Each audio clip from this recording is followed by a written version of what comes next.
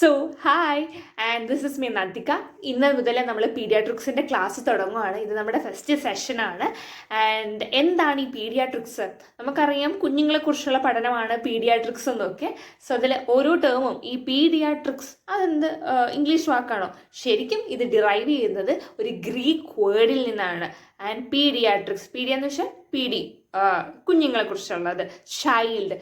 പീഡിയാട്രിക്സിൻ്റെ ഐട്രിക് എന്ന് വെച്ചാൽ about the treatment. And റിക്സ് എന്ന് പറയില്ലേ, പീഡിയാട്രിക്സ് റിക്സ് ആണ് എബൌട്ട് ദ സയൻസ് അല്ലെങ്കിൽ ദ ബ്രാഞ്ച് ഓഫ് സയൻസ് എന്ന് വിളിക്കുന്നത്. പീഡിയാട്രിക്സ് ചൈൽഡ് ആ ഒരു വർക്ക് ഉണ്ടല്ലോ, ഇറ്റ് മീൻസ് എന്താണ് ട്രീറ്റ്മെൻറ്റ് എന്നാണ്. സോ വാട്ട് ഡസ് ഒരു ഡെഫിനിഷൻ ചോദിച്ചു കഴിഞ്ഞാൽ pediatrics is the branch of medical science which deals with the care of childhood from conception to adolescence. Adult alla, adolescence in health and illness. ഇവിടെ കുഞ്ഞുങ്ങളുടെ അസുഖങ്ങൾ prevent ചെയ്യാനും കൂടുതൽ health promote ചെയ്യാനും അവർക്ക് റീഹാബിലിറ്റേഷനും കൊടുക്കുകയാണ് ചെയ്യുന്നത്. Okay, prevention, promotion and rehabilitation. So വോങ്ങിനകത്ത് പറയുന്നത് the diagnosis and treatment of the human response to actual അഥവാ പൊട്ടൻഷ്യൽ ആയിട്ടുള്ള ഹെൽത്ത് പ്രോബ്ലംസ്. ഒന്ന് ആക്ച്വൽ എന്ന് വെച്ചാൽ റിയൽ ആയിട്ടുള്ള problem, potential risk factors may be വരാം, അങ്ങനത്തെ കാര്യങ്ങളെക്കുറിച്ചുള്ള ഡയഗ്നോസിസും ആൻഡ് ട്രീറ്റ്മെൻറ്റുമാണ് പറയുന്നത്. സോ ഓൾ ഓവർ പറഞ്ഞാൽ കുഞ്ഞുങ്ങളുടെ അവരുടെ ഫിസിക്കലായിട്ടുള്ള ബോഡി, അവരുടെ mental health and spirit, body, mind and spirit, മൂന്നെണ്ണം വരുന്നത്. ഓക്കെ, ഇനി വേറൊരു ക്വസ്റ്റ്യൻ ചോദിക്കട്ടെ. നമ്മൾ പീഡിയാട്രിക്സിനെ കുറിച്ചൊക്കെ പഠിക്കുന്നു. ഇപ്പം നമ്മൾ ബയോളജി, ഫാദർ ഓഫ് ബയോളജി എന്നൊക്കെ പറഞ്ഞ ടേം ഇല്ലേ? പിന്നെ ഈ ആരാണ് ഹിപ്പോക്രൈറ്റ്സ്? അറിയാന്നുണ്ടെങ്കിൽ കമൻറ്റ് ചെയ്യണം കേട്ടോ. ഓക്കെ, സോ ഇൻ കേസ് അറിഞ്ഞൂടെങ്കിൽ ഒന്ന് തപ്പിയേക്കാം, അതല്ലേ നല്ലതെന്ന് പഠിക്കാം. ഇനി ഇറ്റ്സ് ഓക്കെ, നമുക്ക് അറിഞ്ഞൂടാന്നുണ്ടെങ്കിൽ ഇറ്റ്സ് കംപ്ലീറ്റ്ലി ഫൈൻ. ഇവിടെ ആരും നമ്മൾ പിടിച്ച് വിഴുകാനൊന്നും പോകുന്നില്ല, അറിയാവുന്നതുപോലെ പറഞ്ഞാൽ മതി. സോ മൈ ക്വസ്റ്റ്യൻ ഇസ്, ആരാണ് പീഡിയാട്രിക്സിൻ്റെ ഫാദർ എന്നറിയപ്പെടുന്നത്? It is doctor Abraham Jacob. Okay, so എൻ്റെ ക്വസ്റ്റ്യൻ എന്താണ്? ആരാണ് പീഡിയാട്രിക്സിൻ്റെ പിതാവെന്ന്? It is doctor Abraham Jacob. ഇനി അടുത്ത ക്വസ്റ്റ്യൻ, കുറച്ച് ടേംസ് ഒക്കെയാണ്. ടേംസുമായിട്ട് നമുക്കൊന്ന് ഫാമിലറൈസ് ആവാം. ആദ്യത്തെ ടേമാണ് നിയോനീറ്റ്സ്. എന്താണ് ഈ നിയോനീറ്റ്സ്? നമ്മൾ കുഞ്ഞുങ്ങൾ അമ്മയുടെ ആ ഒരു വൂമ്പിൽ നിന്ന് പുറത്തോട്ട് വരില്ലേ, ആ from the time of birth മുതൽ ആ കുഞ്ഞിൻ്റെ 28ാമത്തെ ദിവസം, അതായത് 4 ആഴ്ച. നമുക്കറിയാം ഒരു ആഴ്ച എന്ന് വെച്ചാൽ 7 ദിവസം, 7, 14, 21, 28, അതായത് 4 ആഴ്ചത്തെ പീരീഡ്. ഇതിനെയാണ് നമ്മൾ നിയോനേറ്റ് എന്ന് പറയുന്നത്. ഇനി ഇത് 2 വേസ് ഉണ്ട്. ഒന്ന് ഏർലി നിയോനെറ്റൽ പീരീഡും ലേറ്റ് നിയോനെറ്റൽ പീരീഡും. ഏർലി നിയോനെറ്റൽ പീരീഡ് എന്ന് വെച്ചാൽ ഫ്രം അയാളുടെ ബർത്ത് മുതൽ 7 ദിവസം വരെ, കുഞ്ഞിൻ്റെ ബർത്ത് മുതൽ 7 ദിവസം വരുന്നതാണ് ഏർലി നിയോനെറ്റൽ പീരീഡ്. ഇനി 7 മുതൽ 28ാമത്തെ ദിവസം വരുന്നതാണ് ലേറ്റ് നിയോനെറ്റൽ പീരീഡ് എന്ന് വിളിക്കുന്നത്.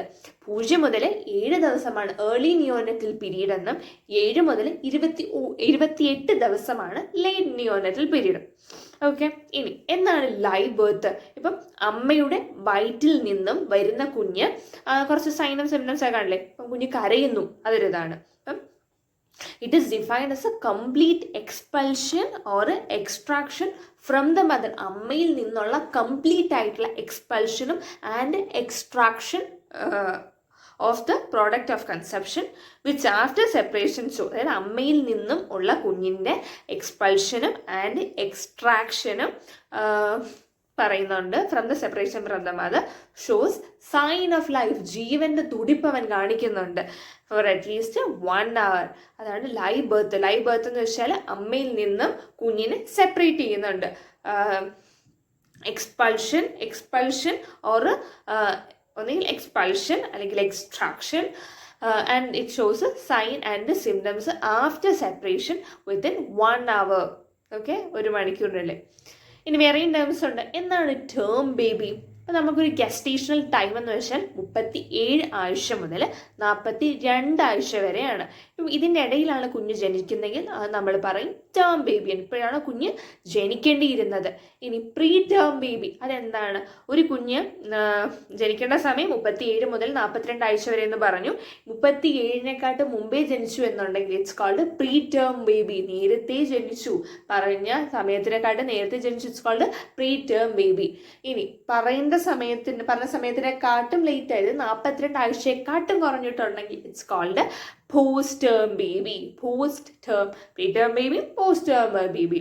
ഓക്കെ. ഇനി പെരിനേറ്റൽ പീരീഡ് 22ാമത്തെ ആഴ്ച of gestational period to 7th day after birth. അപ്പം നമുക്കറിയാം 7, 14, 21, 28 എന്നൊക്കെ പറഞ്ഞ് 28 ദിവസമാണ് നിയോനേറ്റ് എന്ന് പറയുന്ന ഒരു ടൈമല്ലേ, 5 മാസമൊക്കെ കഴിയുന്ന ഒരു ടൈമിൽ അത് മുതൽ 7ാമത്തെ ദിവസം after birth it's called perinatal period. ഇനി നമ്മൾ കുഞ്ഞുങ്ങളുടെ അവരുടെ ബർത്ത് വെയ്റ്റിനനുസരിച്ച് ക്ലാസിഫൈ ചെയ്യാൻ വേണ്ടി പോവുകയാണ്. അതിൽ ആദ്യത്തേതാണ് low birth weight baby. Okay, അപ്പം low birth weight baby LBW. Okay, low birth weight ആലോചിക്കാം. ഇനി കുഞ്ഞിൻ്റെ വെയ്റ്റ് 2000 ഗ്രാമിനെക്കാട്ടും താഴെയാണെങ്കിൽ നമ്മൾ പറയും അവർ ലോ ബർത്ത് വെയ്റ്റ് ബേബി ആണെന്ന്.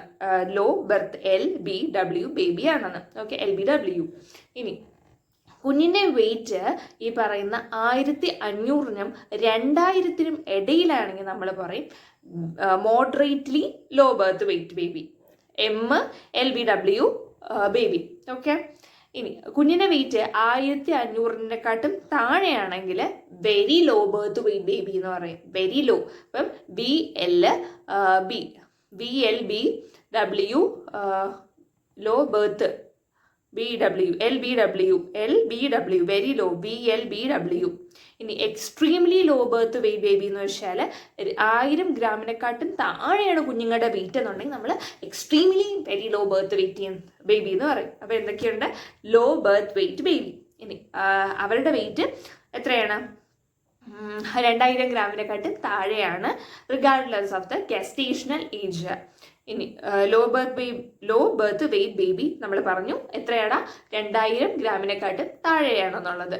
Moderately low birth weight baby എന്ന് വെച്ചാൽ ഒരു 1500 to 2000 ഗ്രാമിന് ഇടയിലാണ്. ദെൻ മോഡറേറ്റ്ലി നമ്മൾ കഴിഞ്ഞു. Very low birth weight baby എന്ന് വെച്ചാൽ 1500 ഗ്രാമിന് താഴെയാണ് വരുന്നത്, വിച്ച് ഇസ് LBW. പിന്നെ extremely low birth weight baby ഉണ്ട്. 1000 ഗ്രാമിനെക്കാട്ടും താഴെയാണ് അവരുടെ വെയിറ്റ് എന്ന് വെച്ചാൽ. ഓക്കെ. ഇനി അപ്രോപ്രിയേറ്റ് ഫോർ ഗസ്റ്റേഷണൽ ഏജ് ഉണ്ട്. Birth weight falls from 10 to 90th percentile of the intrauterine growth curves. അപ്പം 10 മുതൽ 90% of the growth of the intrauterine growth curve. ഇനി large for gestational age body അതെന്താണ്? Whose birth weight falls above 90% വരുന്നത് LGA.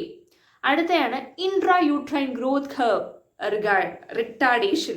Intrauterine growth curve retardation. It's found in baby whose intrauterine growth is retarded. അതായത് അവരുടെ intrauterine growth retarded ആയിട്ടുള്ള ബേബീസിലാണ് ഇത് കാണുന്നത്. Growth curve retardation. Last ആണ് small for dates, small for gestational age. Small for dates SFD. ഇനി small for gestational age എന്ന് വെച്ചാൽ SGA. ഒരു ഇൻഫൻറ്റിൻ്റെ whose rate of intrauterine birth was slowed and whose birth weight 10%-നെക്കാട്ടും താഴെയാണെന്നുണ്ടെങ്കിൽ, അതായത് intrauterine growth curve നോക്കുമ്പോൾ 10%-നെക്കാട്ടും താഴെയുണ്ടെന്നുണ്ടെങ്കിൽ നമ്മൾ ഈ ടേമാണ് പറയുന്നത്. ഓക്കെ. സോ മൊത്തത്തിലൊന്ന് പറഞ്ഞു കഴിഞ്ഞാൽ ഇന്ന് നമ്മുടെ ഇൻട്രഡക്ഷൻ സെഷൻ ആയിരുന്നു. എന്താണ് പീഡിയാട്രിക്സ് എന്ന് നമ്മൾ പറഞ്ഞു. കുഞ്ഞുങ്ങളെക്കുറിച്ചുള്ള പഠനമാണ് ആൻഡ് അവരുടെ പ്രിവെൻഷൻ, മീൻസ് ഓരോ അസുഖങ്ങളുടെ പ്രിവെൻഷനും പ്രൊമോഷനും ആൻഡ് റീഹാബിലിറ്റേഷനാണ് ഫോക്കസ് ചെയ്യുന്നത്. ദെൻ പിന്നെ കുറേ പുതിയ ടേംസ് പറഞ്ഞു. നിയോനേറ്റ് എന്താണ്? Late neonate, then early neonate, late neonate, then live birth, then term baby, preterm baby, post term baby. പിന്നെ പെരിനേറ്റൽ പീരീഡ് എപ്പോഴായിരുന്നു?